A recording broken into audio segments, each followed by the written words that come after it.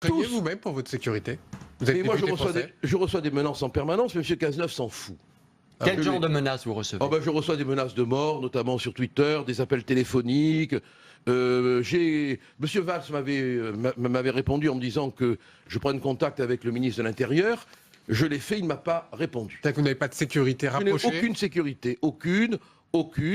Mais Monsieur Cazeneuve est vraiment un drôle de ministre, un ministre politicien qui n'a réellement aucun souci de la sécurité des hommes qui mènent le combat pour pourtant, tout le monde dit la que c'est démocratie. le meilleur ministre de l'Intérieur qu'on ait eu. Pardon? Tout le monde dit que c'est l'un des meilleurs ministres de l'Intérieur. Il a fait face aux attentats. Donc vous en prenez aujourd'hui au ministre de l'Intérieur?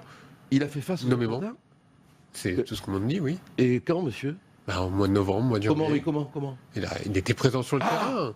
Parce qu'en J'ai plus... pas à prendre la défense du ministre de l'Intérieur, M. Collard. Non, mais parce qu'en plus, vous auriez voulu qu'il ne fût pas présent. C'est pas ce que je dis, mais vous avez bien compris. Non, mais en gros, quel bilan vous tirez? Non, ce que vous dites est intéressant. Et vraiment, ne prenez pas ma discussion comme une agression, c'est une volonté dialectique. Hein. Vous venez de dire, vous, journaliste, il a fait face, il était présent. Non, mais vous auriez voulu qu'il soit où, à Concarneau? Non, mais quand même, il a fait face à rien. On a voté des lois contre lesquelles nous sommes opposés. Quelle efficacité ont-elles? On se rend compte que l'immonde assassin, dont je ne citerai pas le nom, de nos deux policiers, il est passé sous tous les radars. Il se marrait quand on parlait d'écoute téléphonique. Nous avons des témoignages là-dessus. Nos lois sont incapables. On a affaire à un type tout à fait nouveau de terrorisme qui connaît parfaitement les mécanismes et qui pratique maintenant... Pour être clair, Gilbert Collard, vous n'avez pas fini sur le Brexit, hein, mais en deux mots, cet attentat est horrible, mais comme toute forme d'agression contre quelque vie humaine que ce soit, mais n'en faites pas, je vous en supplie, un instrument de propagande contre le Brexit.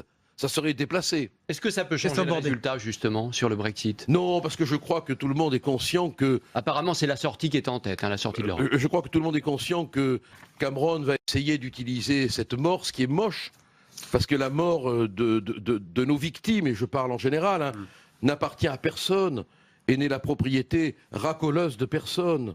Donc, mais on devrait quand même prendre acte, je crois, avec lucidité, qu'on est entré dans une période où la violence va frapper de tous les côtés.